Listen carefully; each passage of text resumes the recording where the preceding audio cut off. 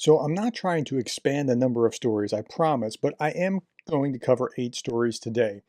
Okay, so we're going to start with what's going on in Kursk. According to Russian media, Ukrainian forces isolated 700 square kilometers of territory. I talked about this morning, and now that also means that there's cut off 2 to 3,000 Russians because they blew this bridge, and that bridge, and now they kind of have them trapped. So the Russians are trying to build a bridgehead, and it keeps getting blown up, and so that's what's going on there. Fierce fighting in Russia as Ukrainian forces attempt to seize more territory. This pontoon bridge across the Siem River was blown up by the Ukrainian army. Satellite images show that the temporary bridge on Tuesday had disappeared and there were large puffs of gray smoke. Ukrainian forces are trying to expand their bridgehead into the Kursk region after a surprise incursion 2 weeks ago. An estimated, again, 2 to 3,000 Russian conscripts are now stuck in a pocket south of the river. So that they're south of blown bridges and there's a river there means that it doesn't look like they're pushed toward Moscow. I don't think that's going to happen. But they did grab some territory pretty quickly, and this was pretty impressive. 2 weeks worth of activity here. On Tuesday, the Ukrainian army reportedly captured another village, Martinovka. Speaking on Monday, Ukraine's President Volodymyr Zelensky said his forces controlled more than 1,250 square kilometers of enemy territory. Zelensky acknowledged that he had not briefed close allies. Quote, many representatives of the international community would have dismissed the plan, the first major attack on Russian soil since the Second World War, as unrealistic. That's probably what he would have heard. This is why nobody was told about our preparations. Now the real success speaks for itself. Well, okay, good on him. All right, now, never fear though, because the Russians are talking about how they're going to fix this problem. Quote, everyone will be brought to heel, unquote. Russia is expecting very tough draft campaign. So mobilization is in the cards, it looks like. Russian professor and doctor of economics Igor Lipsitz believes that already this year a new wave of mobilization and an increased draft of conscripts are to be expected in Russia. Benefits and deferments will be removed from everyone possible. It's all done in Russia in no time. I think they will first try to maximize the number of conscripts because a conscript has to fight in the Kursk region for free. In the professor's opinion, all this will not have the best effect on the country's economy and the life of every Russian. Okay, so, but that's what they're going to have to do to deal with the problem of Kursk. Ukrainian military journalist Butasov visited a local police station in Sutsa, Kursk Oblast, which he described as being more prepared for war than anything else. They had like drone cages over it and things along those lines. There, he discovered the true essence of Putin's power vertical, and he's holding it in his hand, a rubber baton with which they use to beat their prisoners. However, he noted that the police did not participate in the battles for the city, and they were the first to flee. That tells you something. Meanwhile, if we switch gears from Kursk to the front lines in eastern Ukraine, Ukrainians are in the strategic city of Pokrovsk, evacuating as Russia advances in Donetsk. They keep chipping away, and one report that I saw said, yeah, it's about a month till Pokrovsk is lost unless something else changes. So that's really the big story there. Okay, let's shift gears to big story number 3. Vladimir Putin, so he's in Azerbaijan, and he's meeting with the president there, and you would just think that the whole United Nations had decided that Russia was so dreamy by all the media coverage. There was the official president of Russia page. Here was RT, Moscow happy to help resolve Azerbaijan-Armenia standoff. Here's TASS press review. Russia shuts down Ukraine talks, and Putin pays a visit to Azerbaijan. And here's Russian-Azerbaijan talks. And what are they talking about? Like, okay, the documents that they sign include intergovernmental agreements on cooperation in healthcare, medical education, and science, as well as plant quarantine and protection. Additionally, the relevant agencies of both countries signed an agreement in cooperation in food safety.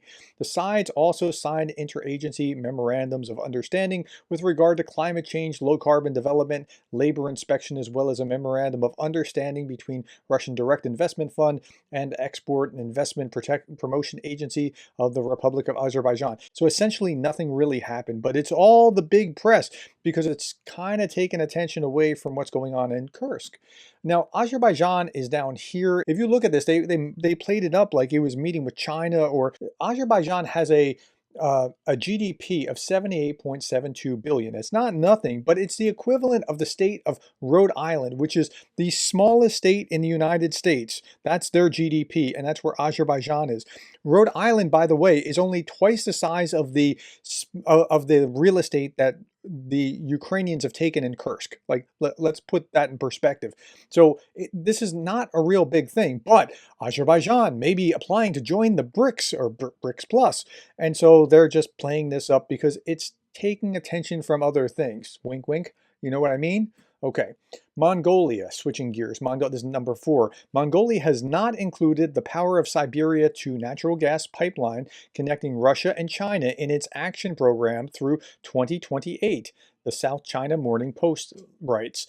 Mongolia hopes to get investment from China and Russia, but Russia does not have the money. China is not in a rush to build the pipeline. And so that's where they are, the projects to remain only on paper. So what would this do? This would allow the pipeline to go from where the natural gas, it's a natural gas pipeline, from where it is. And so again, shipping it from here to Europe is fairly easy comparatively from the north over into Europe. Shipping it from here down to China is much more difficult, but the pipeline would have to go through Mongolia, and it doesn't look like it's actually going to materialize anytime soon. Okay.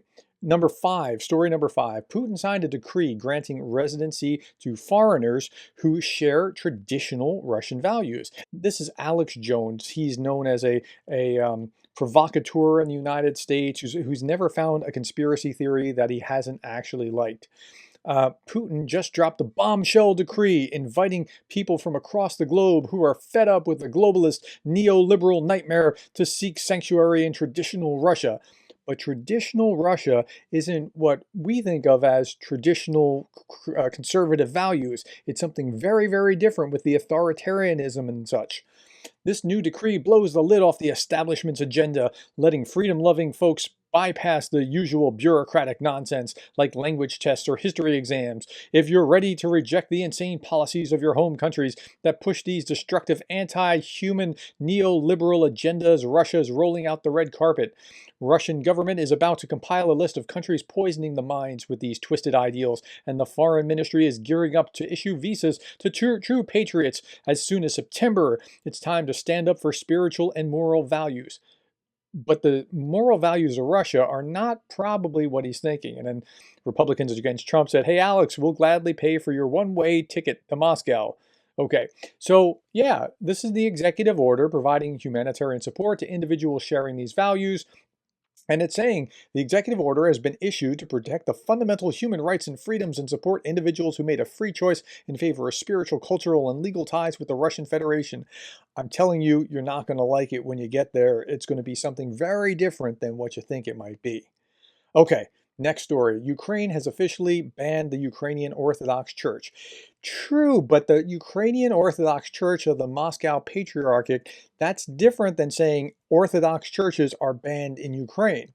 They banned it by a very wide margin, 265 yes to, I think that's 29 no and some abstaining. I might have these wrong because I'm not reading this exactly, but okay. So that's what happened. It was by a huge margin.